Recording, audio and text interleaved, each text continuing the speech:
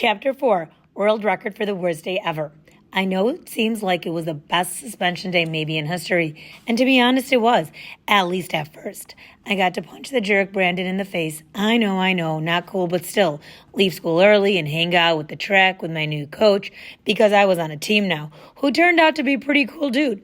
Me and Coach didn't go no further into my life or nothing like that, which was a good thing because I never really told nobody about my dad. Instead, Coach asked me who my favorite basketball player was.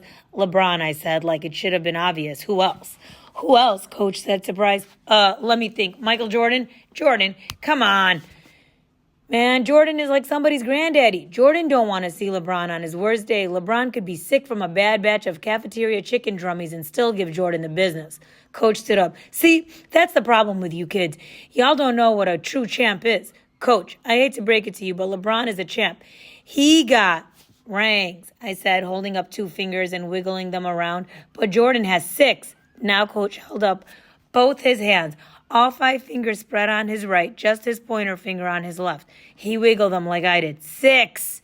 Jordan got 6? Whoa, I probably should have known that, but I didn't. Dang, I knew he won a few, but 6? Is that Is that Guinness World Record? The what? Coach asked. The Guinness World Record, gotta be. I put it in my head to check the book when I got a chance. I don't know, probably. He was the greatest of all time. Coach had an invisible jump shot, his tongue hanging out his mouth. It looked ridiculous. Clearly, he wasn't a ball player. Then I asked him about that guy I read about who was supposed to be the fastest man alive, Usain Bolt. Coach knew all about him, too. Usain ran a 9.58, Coach said. What's that mean, I asked, because the numbers 9, 5, and 8 mean nothing to me. They're not points or nothing like that. At least I didn't think they were. I actually wasn't even really sure if you could score points in track or not. Just seemed like the kind of sport you win ribbons and medals or whatever. That was his time for 100-meter coach. Then I asked him about a guy I read about who was supposed to be the fastest man alive, Usain Bolt. Coach knew about him, too. Usain ran a 9.58, Coach said. What's that mean, I asked, because the numbers 9.58 mean nothing to me. They're not points or nothing like that. At least I didn't think they were. I actually wasn't even really sure if you could score points or track or not. Just seemed like the kind of sport you would just win ribbons and medals or whatever. That was his time for the 100-meter. Coach pointed to the track toward the start of the line. He had everybody sprinting from the day before. From there, he moved his hand to the finish line. To there. 9.58 seconds. The boy is like lightning. I looked at the distance in my head and counted 1 Mississippi, 2 Mississippi, 3 Mississippi, and pictured myself running. 9 seconds seemed like a pretty long time. But that ain't ever that fast, I said. Plus, it just didn't seem like 100 meters was all that long. I mean, I just had run it the day before and had to be 6 or 7 seconds. Couldn't have been more than 8. You don't think so, Coach asked, flashing a sly grin. You think you could beat that? I looked at the distance again. 1 Mississippi, 2 Mississippi. I don't know, I shrugged. Probably. This was when the best day ever went bad. Coach told me to try to run 100 meters in 9.58 seconds. Bolt's time. He stood at the finish line with his whistle in his mouth. I rolled my pants up to my knees and my shirt sleeves up to my shoulders, just like I had done the day before. On my whistle, Coach said, holding up the stopwatch. On your mark, get set, and then beep. I took off down the track running as fast as I could, legs pumping, arms pumping, heart pumping until I got to the finish line. Oh, Coach howled excitedly. I felt good. Knew that I had proven my point. I bopped over to the coach with my hand up, ready for the high five, but Coach never lifted his hand. Not even close, he yelped. Not even freaking close. You ran a 12.5, and before I could even respond, he barked, back on the line. I jogged back to the start. Coach blew the whistle. I ran. He blew the whistle. I ran. Again and again and again. Each time I came a little slower than the last. My head started swimming, my chest burning, and my legs got all gooey. Like all the running was turning my bones to liquid or something. After the 5th try, Coach yelled out, 14 seconds. 14 seconds on the track. That might as well be 14 minutes. Are you kidding me? I bent over and planted my hands on my knees. My legs were shaking, but only on the inside. Like my muscles were shivering. My heart was pounding as fast as my feet had pounded the track. Maybe even faster. My stomach was flipping, and I just knew that my French fries were going to come out as mashed potatoes all over the place. Coach walked over, his shadow making the red track burgundy around me. He leaned in and said slightly, almost as if he were whispering to me, back on the line. That's when I lost it. What? What? What again? I need a break, I panted. I'm tired. Tired, Coach squinted, and I could hear the smile in his voice.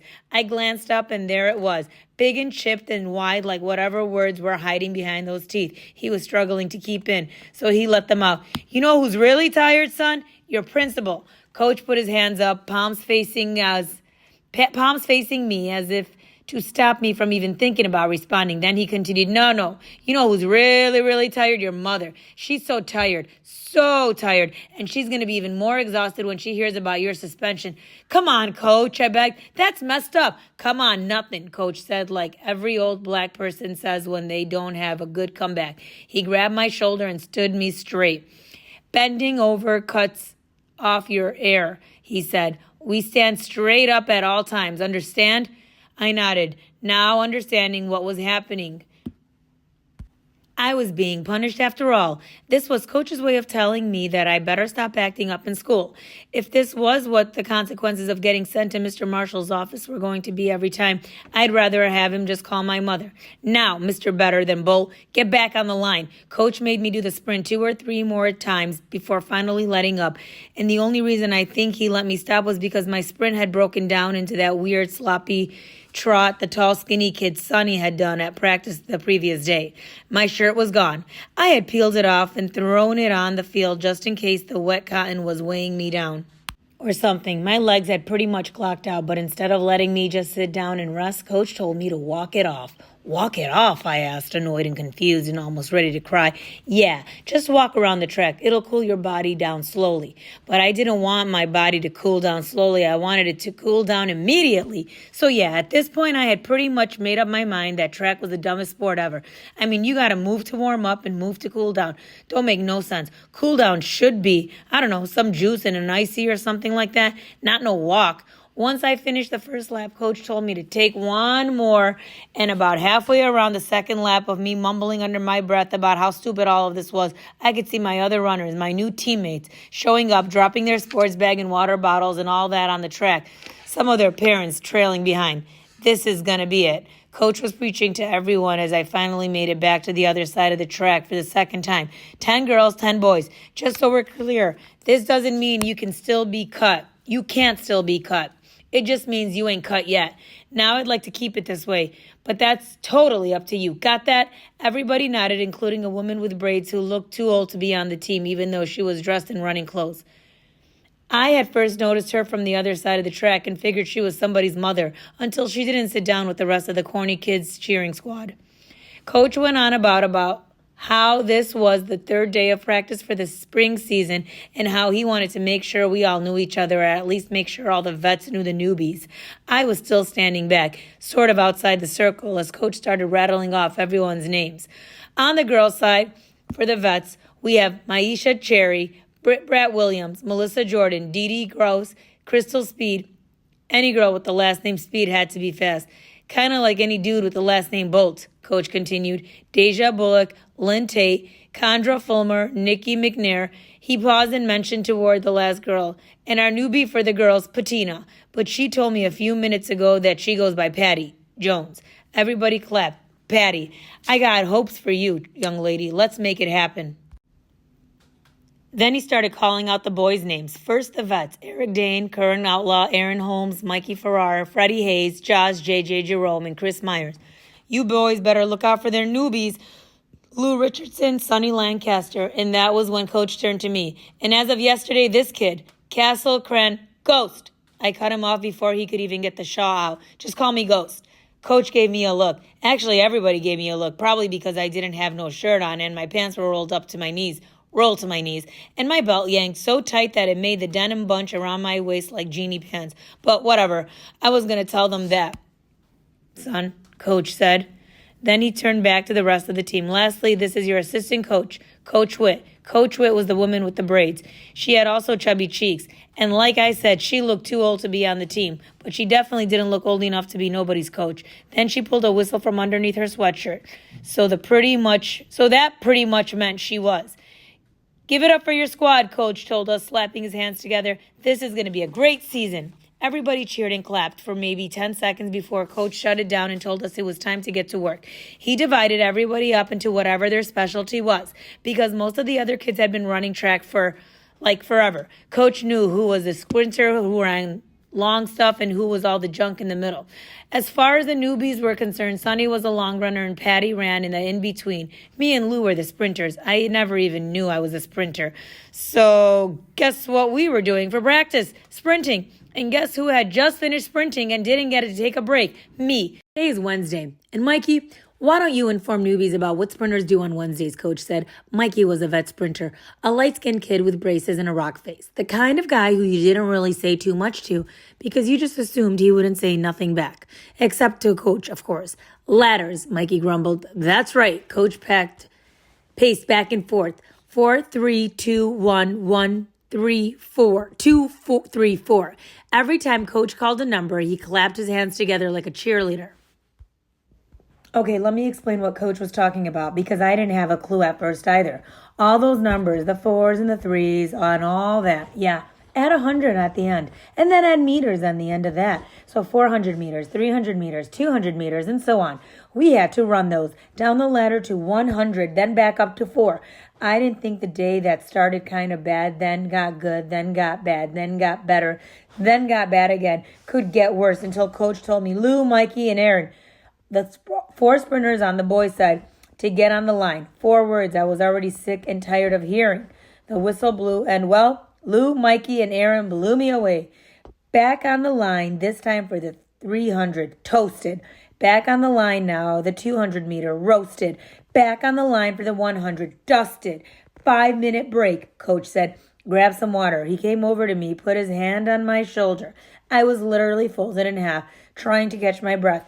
My eyes were watering, but I knew better than to cry. I ain't no crybaby, especially not over no running. You all right, Coach asked. I couldn't get the words out. Every time I tried to speak, the sound was shoved back into my throat by a sharp inhale, so I just nodded. Then Coach squeezed my shoulder and pulled me up so that I was standing straight. Remember what I told you, stand tall. I put my hands on my head, warmed my fingers together. Now hustle up and get some water, Coach nudged me. You only got 3 minutes. Here's the other thing that I didn't really know about being on a team.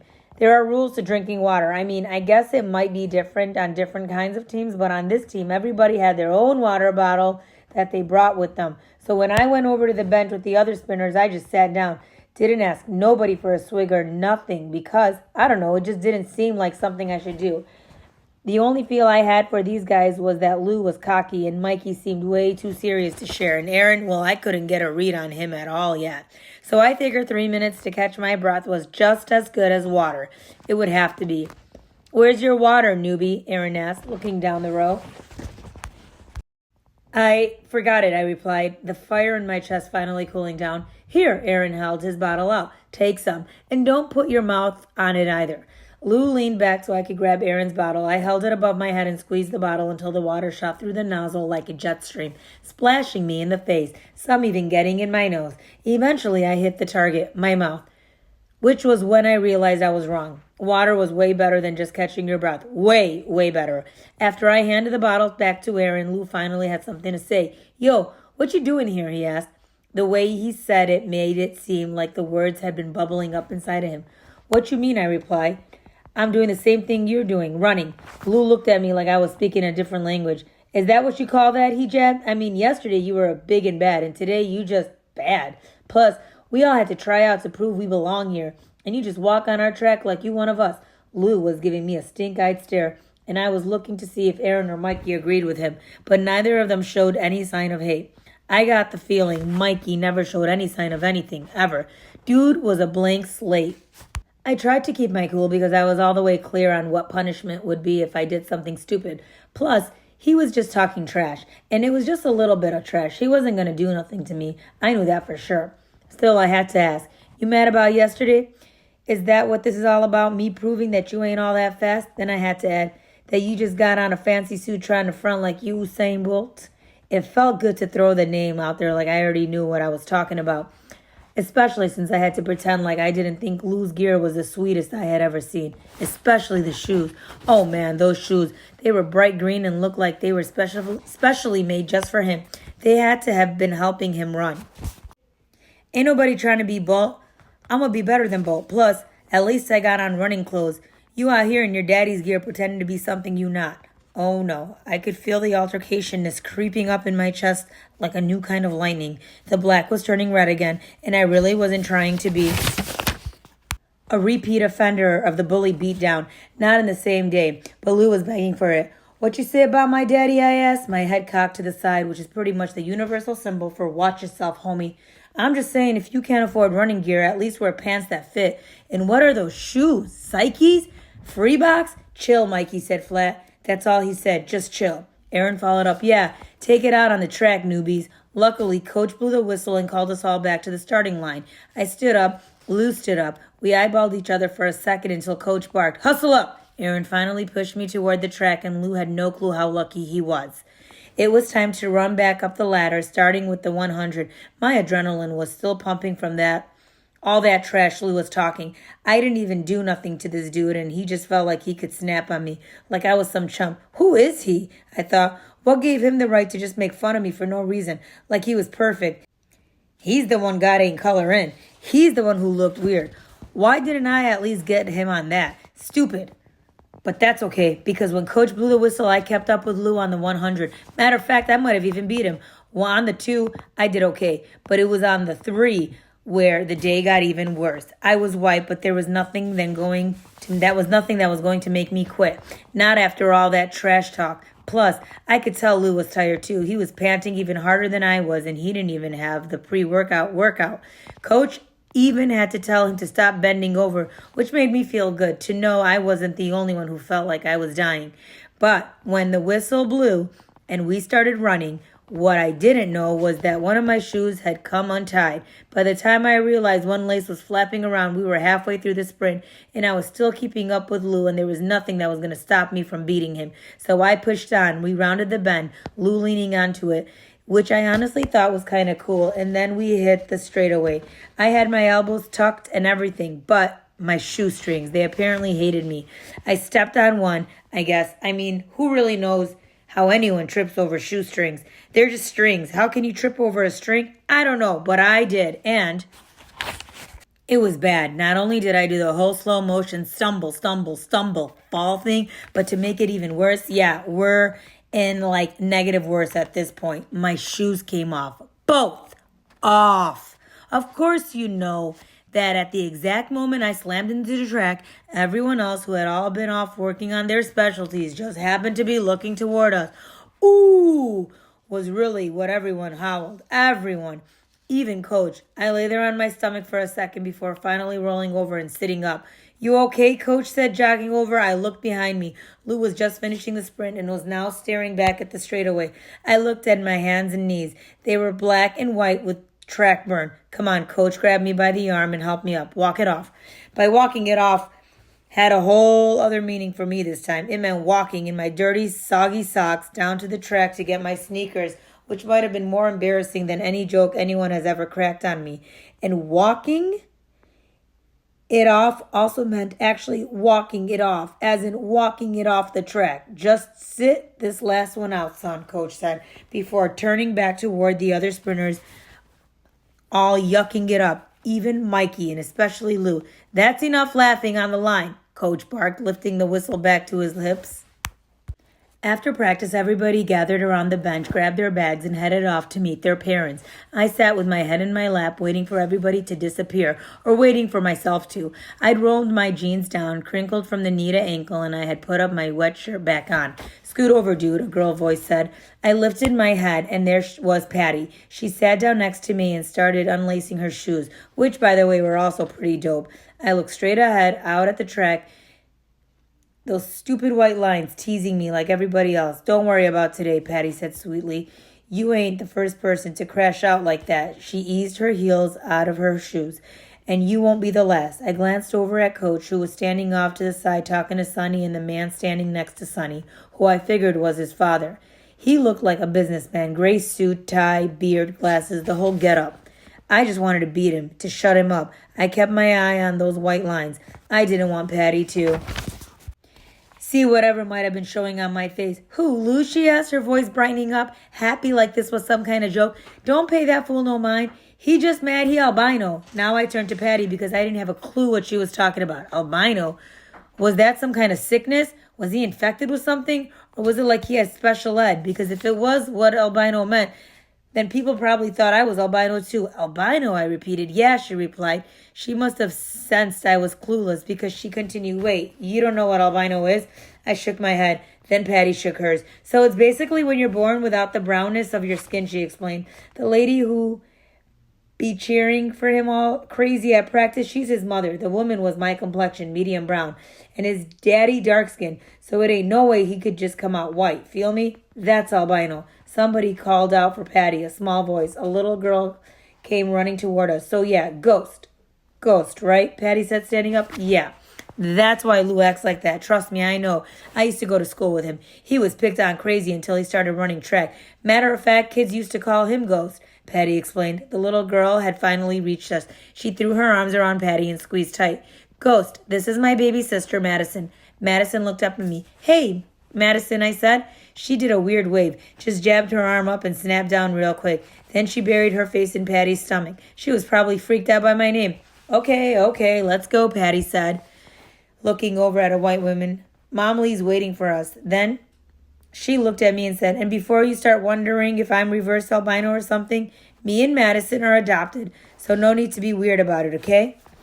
Oh, I wasn't, I slammered, trying to pretend like the whole reverse albino thing didn't pop right up in my head the second she called the white lady Mom Lee, which was obviously one of those mom nicknames, like, I don't know, Ma or something.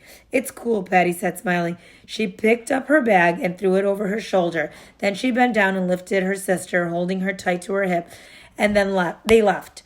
Once Patty hobbled past Coach, Sonny and his dad started walking with her. Sonny turned around awkwardly and threw his hand up in the air to me. Good job today, Ghost, he yelled, and even though I would normally think this was some kind of slick way of making fun of me, the look on Sonny's face and the way his voice sounded made me think that he really meant it. So I waved back and said, nowhere near loud enough for him to actually hear, thanks. That left me and Coach. When I got to his cab, I tossed my backpack on the floor in the back, slammed the door, and lay down on the sticky leather. If you sit back there, I gotta treat you like a customer, kid, Coach said, starting the car. I didn't say nothing. Coach turned around in his seat and glared at me. Okay, then, fine. I'm going to run the meter. If you're going to make me drive you home in silence, I might as well get paid for it. Still nothing from me, not a word, nothing to say. All I could think about was how stupid it felt to crash and burn on the track like that in my first real day of practice, and how Brandon Simmons would have laughed me off the planet if he were there to see that, and how I had finally beaten him up for the talking smack about me and would have done it again, and how Patty said Lou was albino, and how she had a white mother, and the letters were the words 4, 3, 2, 1, 1, 2, 3, 4, and water bottles, and how come I didn't know any of this, and how come everybody's shoes were so good, especially Lou's and Patty's, and probably Usain Bolt's. I swear, I almost broke my nose, kid. I mean, I just clipped the huddle and drove face first to the ground. Despite his riding in silence comment, Coach was blathering on, probably telling me a story, but I wasn't really listening. He continued, so I know what it's like to be embarrassed in front of your teammates. Trust me, tomorrow nobody will even remember. I heard that part, that tomorrow nobody would remember, and I'm not sure if I believed it or not, but I knew that what I could do to help the situation. In addition to the ladders, water bottles, white parents, albino thinking, I also thought myself up of a plan. When we pulled up in front of my house, Coach pulled the car in park. $20, he said, trying to lighten the situation. Coach, nah, don't try to dash on me, he insisted. You done already robbed me for half a day's pay. But I paid you back already with all the sprinting I gave you earlier, I groaned. Coach did a double take. Oh, you thought that was for me? He pressed a finger to his chest. I shook my head and unlocked the door. After I got out, Coach rolled down the window. The car slowly drifted forward. Remember what I said, Ghost? He accelerated slightly. Tomorrow it won't matter. It'll be a new day, a new chance. When I got inside my house, I didn't waste no time. I knew what I needed to do. And I knew that I had to do it before my mother got home and made me eat dinner and watch some snappy flick with her while she procrastinated doing her homework. See, besides working in a hospital cafeteria, she was also taking online classes There were also textbooks in that big purse, trying to get her nursing degree. She always says she can't wait to one day trade that serving spoon for a stethoscope and this house for a new one, not in glass manner. But she hated homework. I guess I get that from her. I dropped my backpack on the couch and headed straight for the kitchen. The drawer next to the stove was where my mother kept the leftover duck sauce, soy sauce, chopsticks, menu, tape, screwdrivers, but most importantly, all her coupons organized in paper clip by product. Seemed like everybody was having a sale on ketchup, which was a good thing because ketchup always made cafeteria food taste better, way better. Along with the coupons and other stuff were the scissors she used to cut those coupons. These weren't just regular scissors, though. Nope, these were hospital scissors. At least that's where my mom got them from. And they were big and shiny and heavy. Like if the doctor got to cut somebody's arm off or something, he could just use those bad boys. And snip, snip, bye-bye arm. Which was why I knew they'd be perfect for what I needed them for. I grabbed the scissors and sat down on the kitchen floor. Using one foot to press against the heel of the other, I pushed my sneakers off. I yanked the laces out of both so the floppy tongues fell forward, like drawbridges coming down of the beat-up leather no-named fortress. Because here's the truth. I was still so angry about what happened on the track. Embarrassed. There was so much noise inside of me, so much of everybody laughing. So starting with the left shoe, I took the big scissors and began cutting and cutting, performing my own kind of surgery. The blades sawing and slicing into the black leather until the high parts of my high tops were gone.